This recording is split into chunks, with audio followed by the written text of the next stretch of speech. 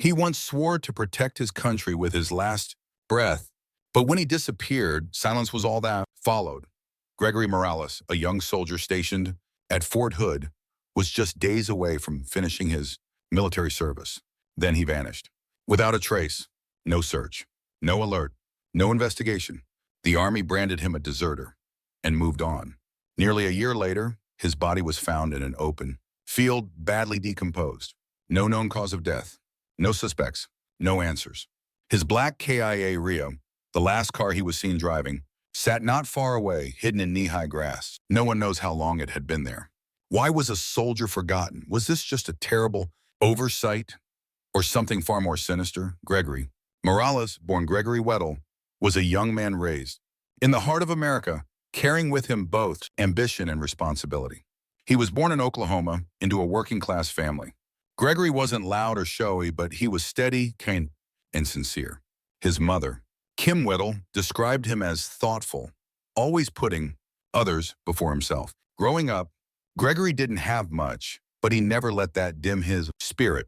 On the contrary, he worked hard to build a life with his own two hands. Joining the military was a big decision, one rooted in both purpose and practicality. He wanted to serve his country, but he also wanted a stable future, something he could build a family on. Gregory was stationed at Fort Hood, Texas, on one of the largest military bases in the country. A symbol of strength, but also a place known for pressure, stress, and scrutiny. For a young soldier like Gregory, the long months of training, deployments, and duty were always shadowed by homesickness. Still, he stayed closely connected with his family, especially his mother.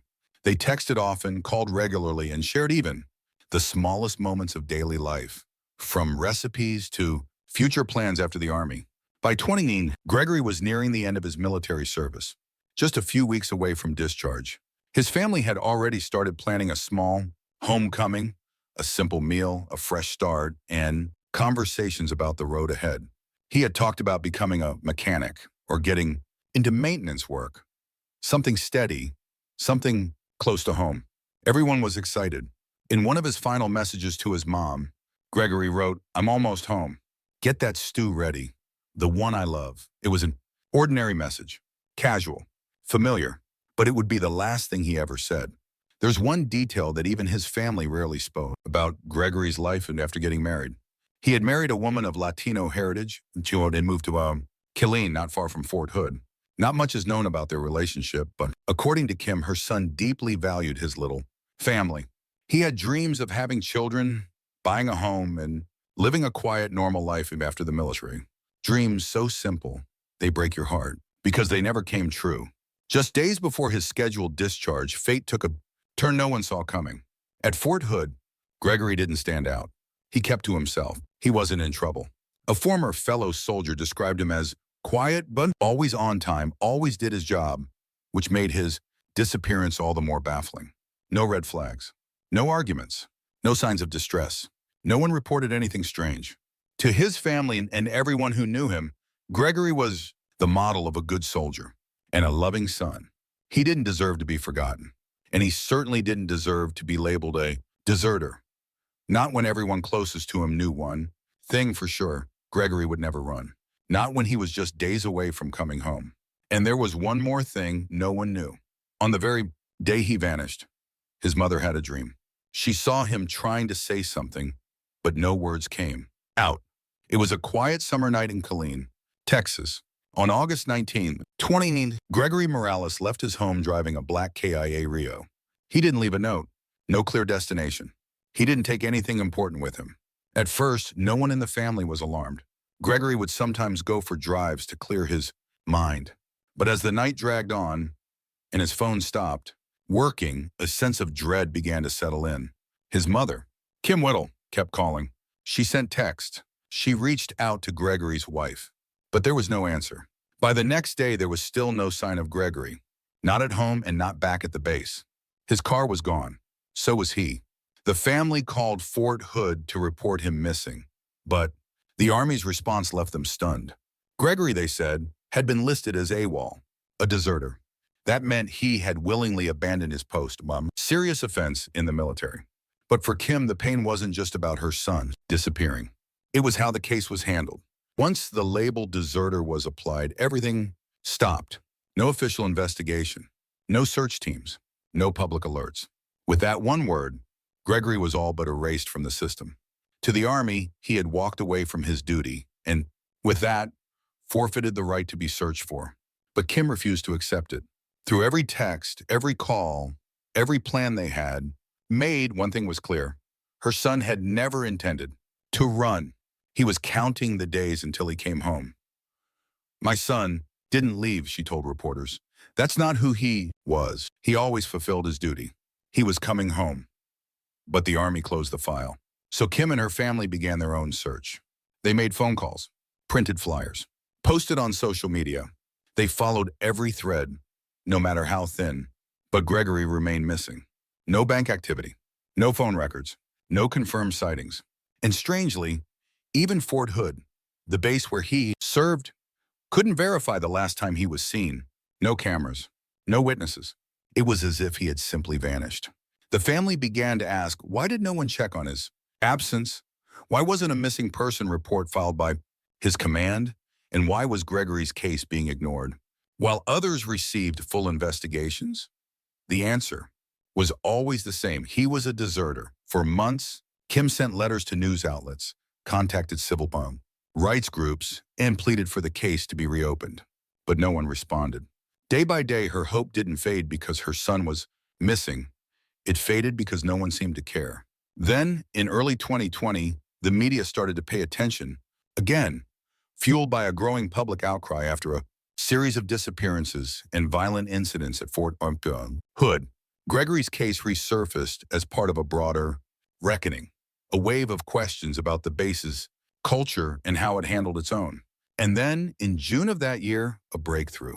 An anonymous caller phoned in a tip, giving a location near Fort Hood, where they believed Gregory's body might be found. Local police and military investigators were dispatched to the site, and on June 19, 2020, nearly 1 year to the day after he disappeared, the remains of Gregory Morales were discovered. His body was heavily decomposed, unrecognizable, but dental records confirmed it was him. It was a breathless moment for the family.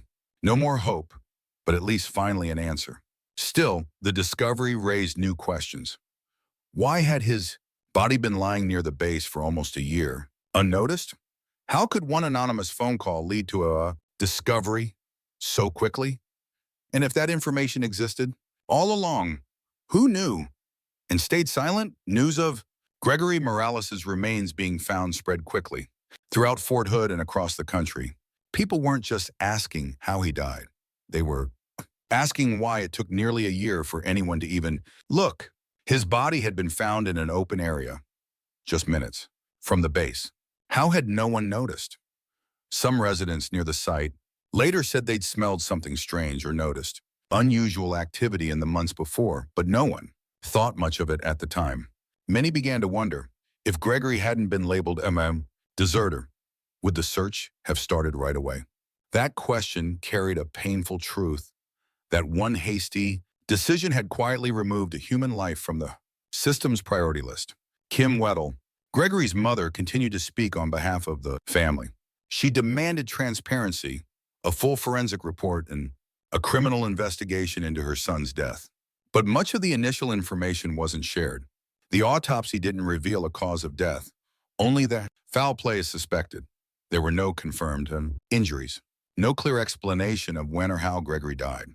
His remains were identified through dental records, the body far too decomposed for visual recognition.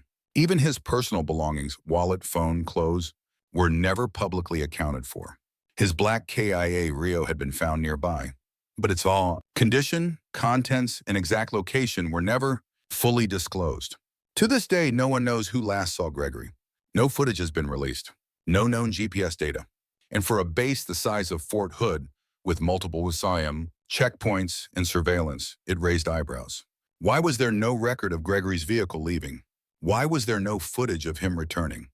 Even former soldiers familiar with the base couldn't understand how someone could disappear without a trace in a place designed to monitor everything. It led to unsettling questions. Was someone hiding something? Or was this the failure of a system so disconnected that a soldier could vanish. And no one noticed. Soon the focus expanded.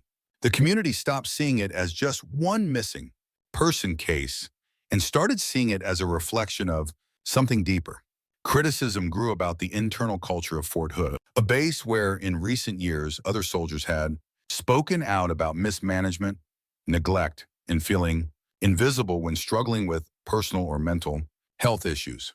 And then came new voices from people living near the field where Gregory's body had been found. One neighbor remembered hearing the car driving out onto the field in the middle of the night, just days after Gregory went missing. But they didn't report it. They assumed it was just someone local. Another recalled seeing a group of young men hanging around that area at night, around October 2019, about 2 months after Gregory disappeared. No one thought it was anything suspicious. Alone, these moments meant little. But when pieced together, they painted a picture filled with missing pieces. Some even speculated that Gregory may not have died there at all, but was brought to that field later. But with no evidence, those theories only deepened the shadows. The local police and the Army's criminal investigation division said the case remained open. A $50,000 reward was offered for information, a sign they believed foul play was involved. But over a year has passed since Gregory's body was found. No arrests, no suspects. Gregory's story is no longer just a personal tragedy. It's a cautionary tale. A soldier fell through the cracks of a system that was supposed to protect him. And it wasn't until it was too late that he was finally seen as a victim.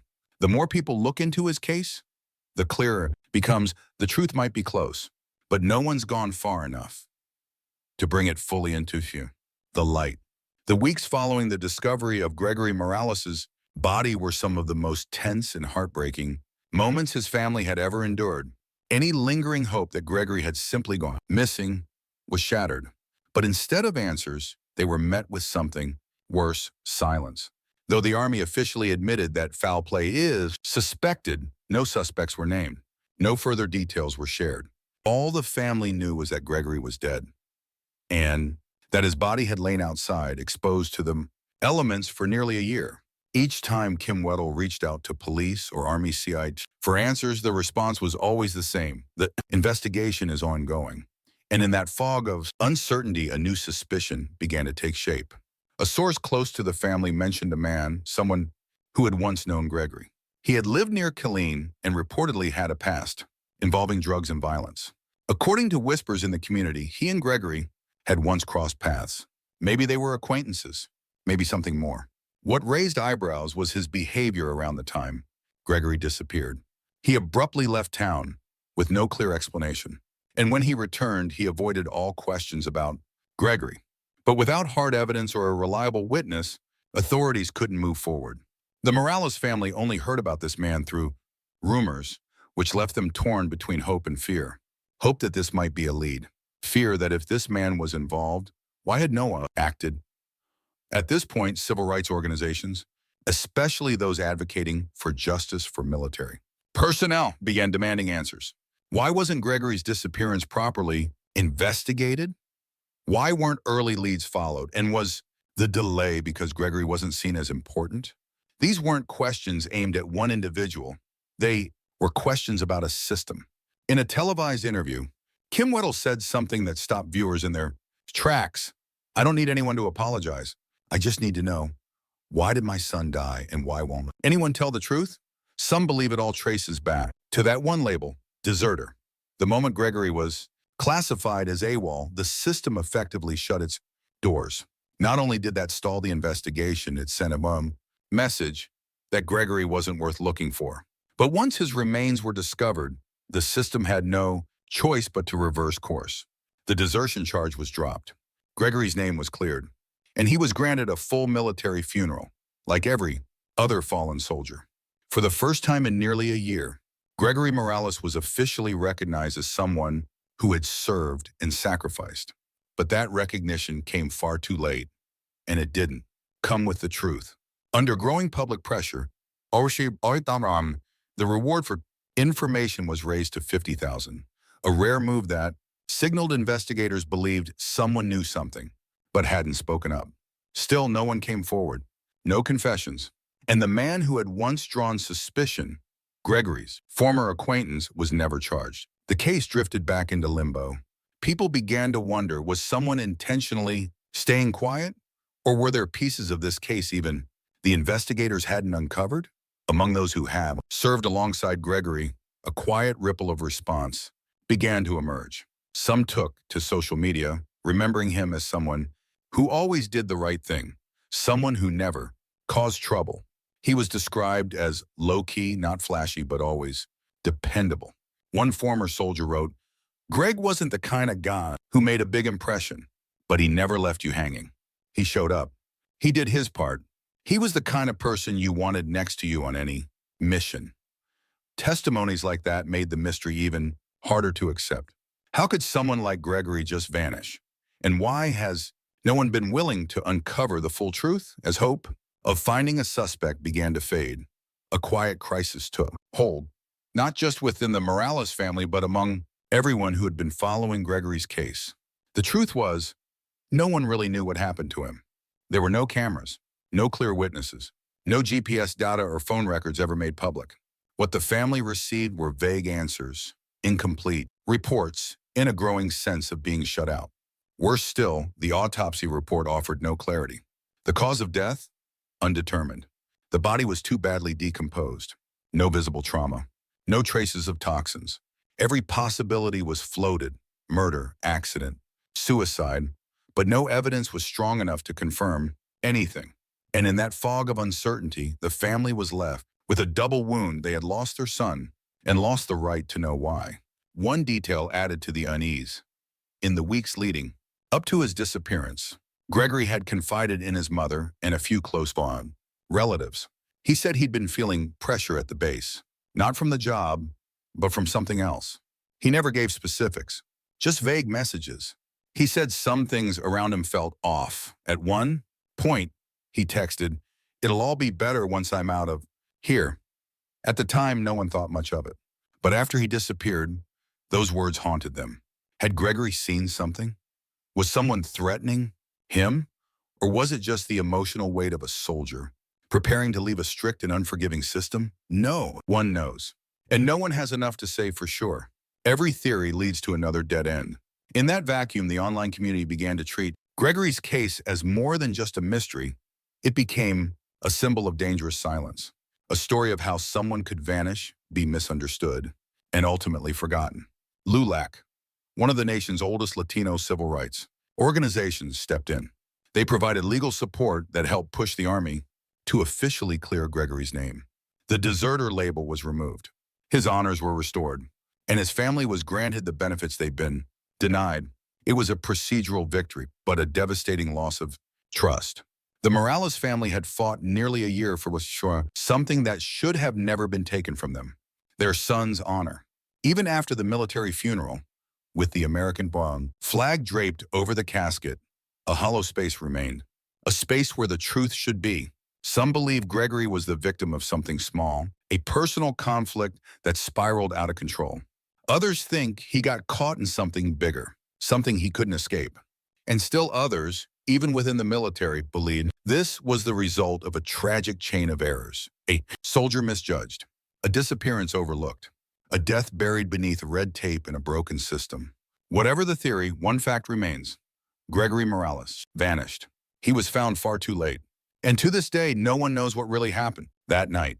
The day of Gregory Morales' funeral, the Texas sun was gentle. A soft wind passed through the folds of the American flag draped over his dark wooden casket.